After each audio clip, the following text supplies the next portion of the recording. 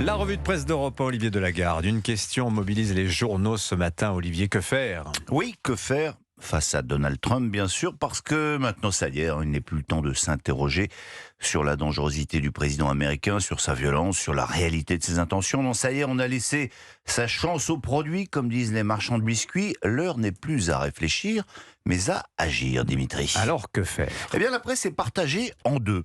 D'un côté, il y a Christophe Jacubizine, le directeur des Échos, et de l'autre, eh bien, tout le reste de la presse. Mais commençons donc par la grosse cote. Christophe Jacubizine, qui à la une de son journal explique que l'on ne s'y est pas bien pris avec Donald Trump, qu'il ne faut surtout pas l'attaquer de front.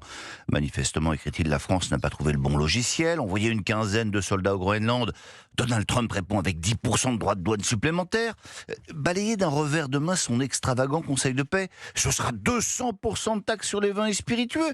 Soit dit en passant, quelle catastrophe pour le propriétaire des Échos. Ceci explique d'ailleurs peut-être cela. Non, il faut parler la même langue que lui, explique Christophe Jacubizine, celle de la négociation. Mais donc, le patron des Échos est bien seul ce matin, parce que pour tous les autres, là maintenant c'est bon la négo. La politique de la joue tendue, ça suffit. Et de toute façon, comme l'affirme le Figaro en un titre assez stupéfiant, l'Europe se prépare au divorce avec les États-Unis. Et dans son éditorial, Philippe Gély, lui, ne se tortille pas du popotin. Nous voilà plongés dans un temps où se soumettre, c'est mourir, écrit-il. Ceux qui pensent qu'il vaut mieux un Groenland américain que russe ou chinois se méprennent gravement sur l'enjeu. Ce à quoi nous assistons n'est que la première étape d'une offensive américaine contre la souveraineté des pays européens. Et l'éditorialiste prévient, si on laisse les Américains faire ce qu'ils veulent avec le Groenland, derrière, ils s'empareront aussi de Saint-Pierre-et-Miquelon. Ouais. Il faut assumer le rapport de force, estime également François-Xavier Gourmaud à la une de l'Opinion. Mais alors, comment faire ? Les Européens ont-ils vraiment les moyens de résister ? Eh bien oui, Dimitri. Reprenons les Échos. Le journal publie en page intérieure une interview de Philippe Doba-Pantanacci, géopoliticien. L'Union européenne a des moyens de rétorsion considérables, explique-t-il. L'UE est le plus grand partenaire commercial des États-Unis, rappelle-t-il. Elle est aussi le plus gros détenteur de la dette américaine.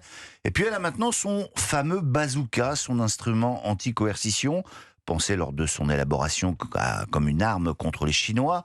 Elle pourrait être redoutable dans une guerre commerciale avec les États-Unis. Ensuite, cette guerre ne sera pas sans conséquences. Plus de champagne pour les Américains. Bon, mais plus de Netflix, plus de Google, plus d'Amazon pour les Européens, ça risque quand même de couiner dans les chaumières. Quoi d'autre dans les journaux ce matin, Olivier ? Écoutez, un très intéressant papier dans le Figaro sur la déshumanisation des services, et notamment des services publics, du fait de la numérisation de tout.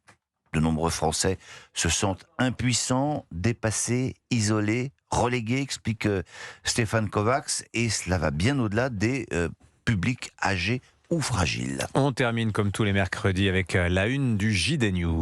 Macron, un président à bout de souffle, ça c'est le gros titre de l'hebdomadaire, vous lirez ça, mais vous lirez aussi une interview rarissime de Vooch. Alors Vooch, c'est un dessinateur génial, il publiait dans Le Point, dans Psychologie Magazine notamment, il aimait bien se moquer du monde du travail. Il y a un dessin qui est repris de lui dans le JD News, sur lequel on voit un aéropage de cadres dirigeants réunis dans une vaste salle de conseil d'administration.